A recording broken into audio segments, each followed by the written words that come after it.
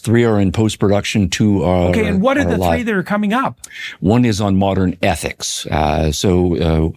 What has happened in the modern world is it has become more diverse, more global, more multicultural, and more critical in some ways of traditional models that have come down to us. So it's a much more wide open world. What's interesting about the modern world is how little we have what I think of as kind of a homogeneous cultures where everybody's by and large on the same philosophical, That's religious the collapse of that meta-narrative. Yeah, that particular went away. And so we have a huge number of people trying to work out what is good, what is bad, what's right, what is wrong, what's the meaning of my life, how should we organize ourselves socially.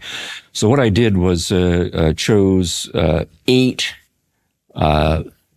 completely different but extraordinarily influential modern moral philosophers and devoted a lecture to each of them. Okay. So it goes back to people like David Hume wrestling with the is-ought problem, and Immanuel Kant with his strong duty focus, John Stuart Mill's utilitarianism, and so on in through the 20th century up to very contemporary times. So that's one course, modern ethics. And all of these people are giants. They all disagree with each other, but that's the contemporary landscape within which people who are doing serious thinking about morality need to position themselves. The other 2 courses are 16 lectures in total, but called The Philosophy of Politics. And here what I'm interested in is, obviously we have political science, we have political theory, political ideology, practical day-to-day understandings of politics. But what I'm interested in is the philosophers' contributions to those debates.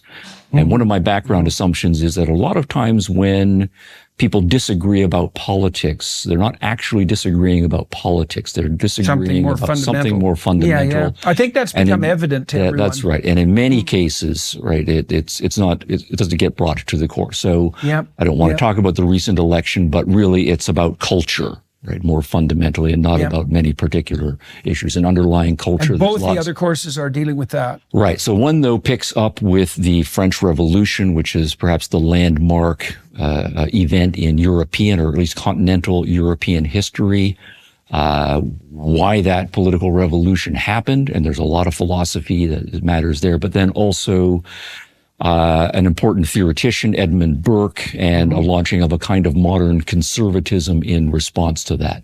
But then we go through all of the big name philosophers who have pronounced influentially on politics. So we go through Hegel and Marx. And as we get into the 20th century, we talk about the fascists, Mussolini and Gentile, who was a PhD in philosophy, and Heidegger and the National Socialists, Friedrich Hayek, John Maynard Keynes. And that one ends with World War II.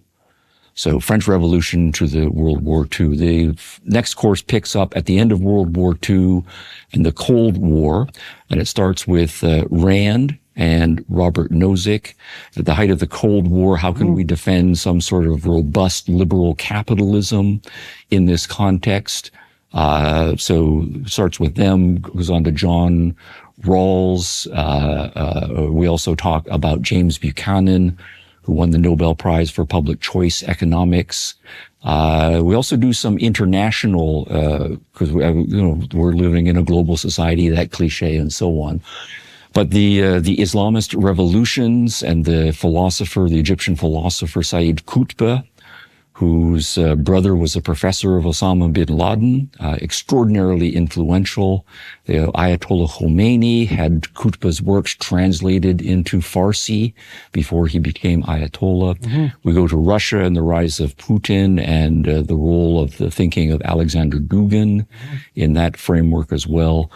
And then we end that course with a contemporary version of conservatism, Roger Scruton's Meaning of Conservatism, which came out a few years before he died. So the idea here is to say these are the big name political theories you need to know, but they're all big name ones because they have philosophical bite behind them by some very deep people, and integrating that with the history in each case, how some of them are urging history in a certain direction or trying to make sense of major events like French Revolution or the Cold War or the attacks. Right. So if people watch all the courses that you have offered, so all 5 of them, they're going to get a pretty decent overview of the major thinkers of the last 500 years in the philosophical, ethical, and political realms. That's my ambition. Yeah, that's a good deal. That's a good deal. I want to watch those courses. Right. There's lots of things that you're lecturing about that I don't know about. I'd like to know the nuances. I'd like to know the details. Thanks. So I'm very much looking forward to that. So, well, thank you very much for coming to Scottsdale today. A real pleasure. Yeah, it's great. And it's great to have you on board on Peterson Academy too. So it's good. And I think we'll talk too on the Daily Wire side a little bit about the perils, pitfalls, and opportunities of online, highly produced online education, because I'd like to get some of your opinions about that too. Sure enough. All right, so we'll do that. Thank you very much, sir. Oh, I should give this to you too. So yeah, this is my new book, which is coming out on the 19th. And so We Who Wrestle with God. And so I'm making a case in this book fundamentally that, well, we talked about the relationship between story and perception, but I'm trying to explain in this book why the notion of sacrifice is the central story in the biblical corpus, making the case that sacrifice is equivalent to work, and that sacrifice is by necessity the foundation of the community, that those two things are so tightly associated that they're equivalent. There's no difference between sacrifice and community. They're the same thing. So anyways, I'd like to give that to you. I will dive into it. Thanks. Yeah. Well, I'd certainly be interested in your thoughts on it as well. And so it's coming out very soon. And I tried to make sure that everything that I wrote in it was hopefully justifiably, theologically, and traditionally, but also scientifically. Like I wanted the stories to make sense at both levels of analysis at the same time.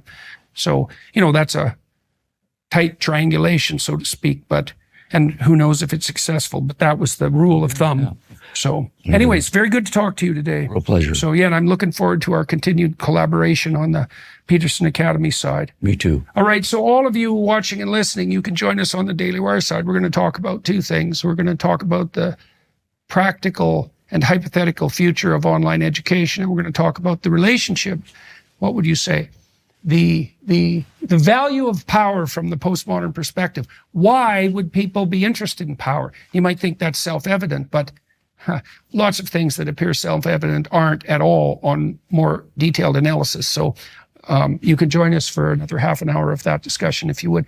Thank you to the film crew here in Scottsdale today, and my producer Joy Holm for putting this together. She's been working extremely hard on the set side and the production side, and the podcast is improving in quality quite dramatically in consequence. So we've got all sorts of new things lined up for you in the very near future. There'll be some announcements on that front very soon. Thank you very much for your time and attention today.